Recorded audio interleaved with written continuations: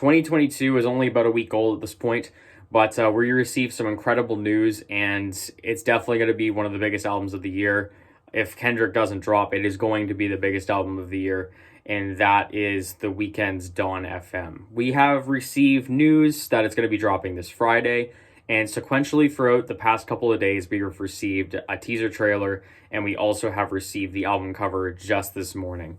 So I kind of wanted to discuss what I'm going to expect from this album, what expectations I have, and just kind of talk it through. So I just watched the trailer just now, and I just want to read you just this little snippet that I got. And of course, it's from NFR Podcast. It's definitely from somewhere else, but definitely the most clear way of finding the album kind of summation and the atmosphere that we're kind of going for here.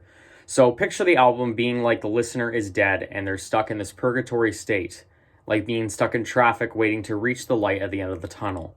They got a radio station playing in the car with a radio host helping you transition to the other side.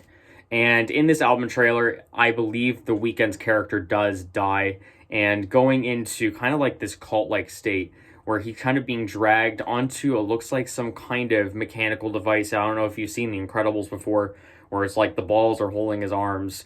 It kind of reminds me of that kind of thing where I don't know if it's some kind of ritual that's going to be taking place, or maybe it's like literally the place where he's going to be passed on to this new state of being. But it's incredibly interesting, and listening to the music in the background of this and hearing Jim Carrey's kind of narration of basically transitioning him to the next point of life or this next kind of existence.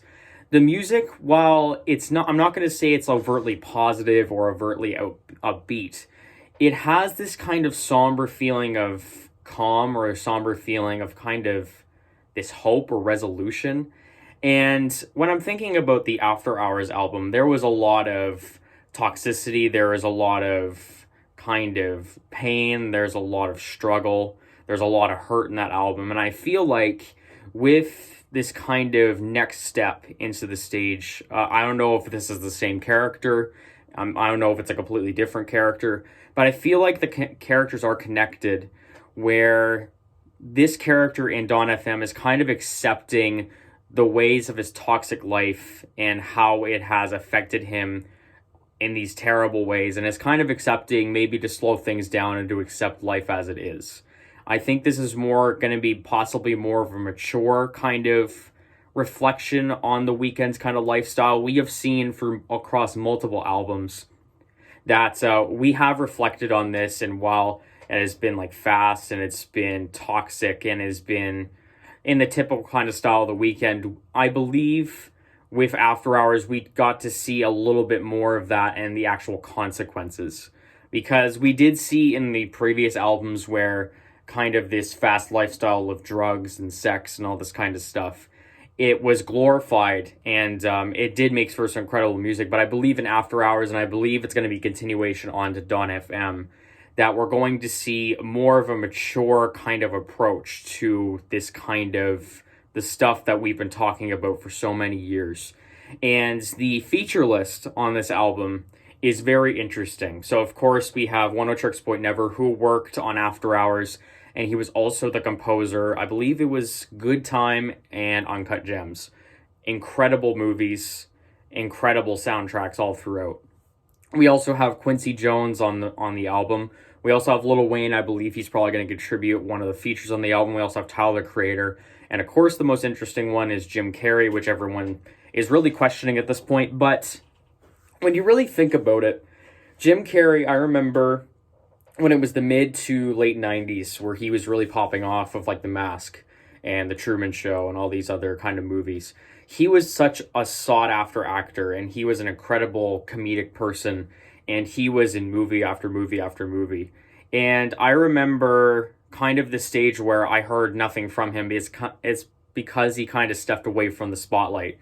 And now when you see interviews of Jim Carrey, he is much more of a thoughtful person. He's a lot more of a methodical person. He's much more of a philosophical person.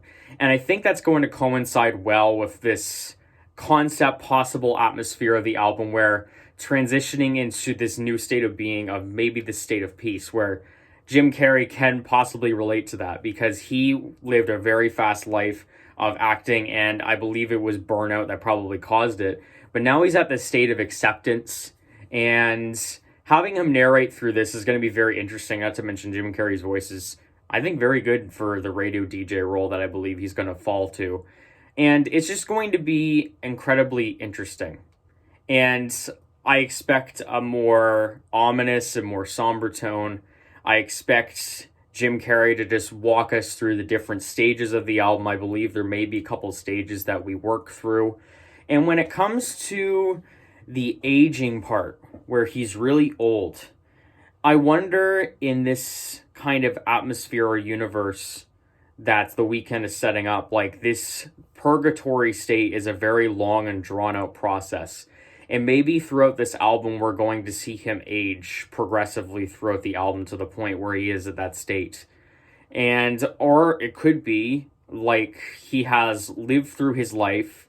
He has lived this kind of fast life, as I talked about before, and maybe this album cover of him being older means that he's maybe more wiser, maybe he's more mature, maybe he's more thoughtful of the things that he did, or is maybe more careful, especially considering that in the album trailer, again, he did pass away, I believe. So it's going to be really interesting going into this album, and of course there's going to be the short film, and I hope John Safdie directs it, because I believe that The Weeknd has no problem going into this really interesting route, and he's done it before, of course, but I believe he can go into this very gritty route that I know the John Safdie movies, or Josh Safdie, I believe it is, that he goes down, because Uncut Gems is incredible, and it's very up close and personal, those movies, and I hope the short film exists, of course, but I hope that we get to see this really fleshed out story. And of course, this is just my summation. These are just my predictions and possible like thoughts of what it could be. I have no idea. That's why I'm kind of making this video. But to put it in short, I am very excited for this. I'm so excited that we are starting on the ground running. We're like going for it. Not to mention there's a couple other albums dropping this week too. But I'm very excited, and I can't wait for this to drop. Like right at midnight, I'm heading straight for my car, and I'm just going to go for a drive for at least 1 to 2 hours because I'm so excited for it. So I may cover some more topics as they come through, and more kind of news as it kind of flies by and onto the Twitterverse and all that kind of stuff.